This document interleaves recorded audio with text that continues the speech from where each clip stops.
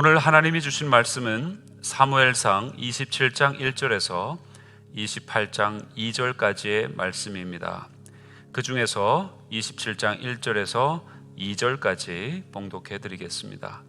다윗이 그 마음에 생각하기를 내가 후일에는 사울의 손에 붙잡히리니 블레셋 사람들의 땅으로 피하여 들어가는 것이 좋으리로다. 사울이 이스라엘 온 영토 내에서 다시 나를 찾다가 단념하리니 내가 그의 손에서 벗어나리라 하고, 다윗이 일어나 함께 있는 사람 600명과 더불어 가드 왕 마옥의 아들 아기스에게로 건너가니라. 사울을 2번이나 살려준 사건과 나발의 사건을 통해서 다윗은 여호와의 기름 부음을 받은 자를 죽이는 것이 죄라는 것과 또 원수 갚는 것은 여호와의 손에 있다는 사실을 확실하게 알게 됩니다. 하지만 사울을 2번이나 살려주면서 다윗은 사울이 자신을 죽이려는 마음을 전혀 돌이키지 않을 것이라고 깨닫습니다. 오히려 사울과의 2번째 만남을 통해서 다윗은 사울이 자신을 더욱 죽이려고 쫓아다닐 것이라는 생각을 하게 되고, 오늘 본문에 일단 블레셋으로 도망가는 모습을 보게 됩니다. 블레셋으로 도망간 다윗은 가드 왕 아기스에게 의탁을 하였고, 그리고 그에게서 시글락이라는 성읍을 봉토로 받게도 됩니다. 다윗은 그곳에서 이스라엘의 적들을 노략하여 이스라엘에게 도움이 될 뿐 아니라 자신에게 필요한 비용과 아기스에게 바칠 노획물도 얻습니다. 아기스에게는 유다를 쳐서 얻은 노획물이라고 거짓말을 하여서 신뢰를 얻게 되지요. 하지만 이런 아기스의 신뢰는 다윗이 이스라엘과 전쟁하는 곳으로 가게 되는 진퇴양난의 상황을 만들게 됩니다. 다윗은 돌아오라는 사울의 말을 들었지만 그의 회개를 믿지 못했고, 사울 곁에서 충동질하는 사람들도 믿지 못했습니다. 그래서 자신도 원치 않았고 또 미친 척하면서 겨우 피하여서 돌아온 위험한 곳이었지만 그 원수의 나라 블레셋으로 오늘 피하는 모습을 보게 됩니다.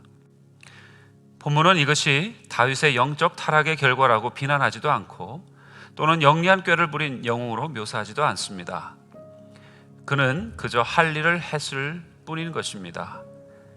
살아남기 위해서 최선을 다했고 자기 힘으로 사울을 죽이고 안전을 확보할 수 있었지만 하나님께 모든 것을 맡긴 자신을 하나님은 분명히 도우실 것이라고 신뢰했기에 이런 모임을 감행할 수 있었을 것입니다.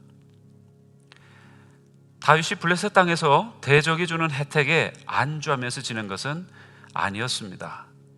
그는 이스라엘의 기름 부음 받은 왕으로서 남쪽에 있는 이스라엘의 대적들과 싸웠습니다. 특히 사울은 아멜렉을 진멸하라는 명령을 거역하고 왕 아각과 전리품을 취해서 돌아오므로 하나님의 진노를 샀지만, 다윗은 오히려 도망자의 신분이면서도 이스라엘의 철천지 원수인 아말렉을 진멸하고 있는 모습을 보게 됩니다. 다윗에게 블레셋 땅은 자신의 소명과 지위를 망각한 안일의 땅이 아니었던 것이죠. 오히려 손 하나 까딱할 수 없는 절박한 상황인 것처럼 보이지만 역사의 주인이신 하나님의 주권과 하나님의 자유를 신뢰하면서 하나님의 나라를 위해서 온전히 마음과 생각을 다해 섬긴 공간이 되었던 것입니다. 그래서 아마 다윗은 오늘 우리에게 이러한 도전을 주고 있지는 않은가 생각해 보게 됩니다. 침묵하지 말며 안주하지 말라고요.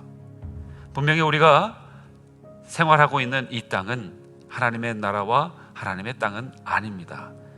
그러나 우리가 그 가운데서도 하나님의 역사를 바라볼 공간을 찾으면서 도전할 때에 이 땅은 우리로 인하여서 하나님의 나라, 하나님의 영광의 통치가 이루어지는 그런 놀라운 땅이 될 줄로 믿습니다.